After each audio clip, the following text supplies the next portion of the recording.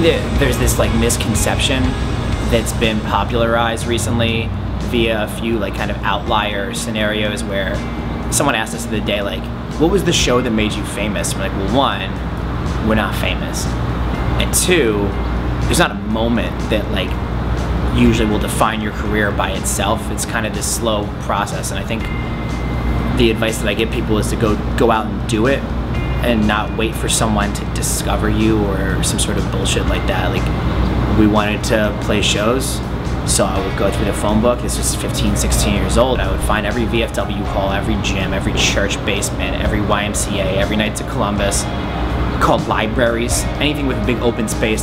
And then I would sign the contract, and I would sign the contract as though I was 18, although I obviously was not. And then we draw up a flyer, and I break into the teacher's lounge, and I run off 1,000 of them motherfuckers. And I'll go around to every kid in high school and just be like, come to the show, come to the show, come to the show.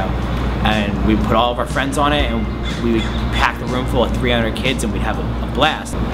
And then when we wanted to start moving outside of Pennsylvania, we started reaching out to other bands in New Jersey or New York or Connecticut or Maryland, saying, yo, why don't you come play our show, and then you set up a show and we'll come play your show.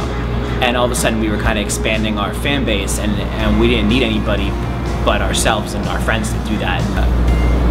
I think I wanted to play music because I wanted to do something noteworthy and, you know, something people care about.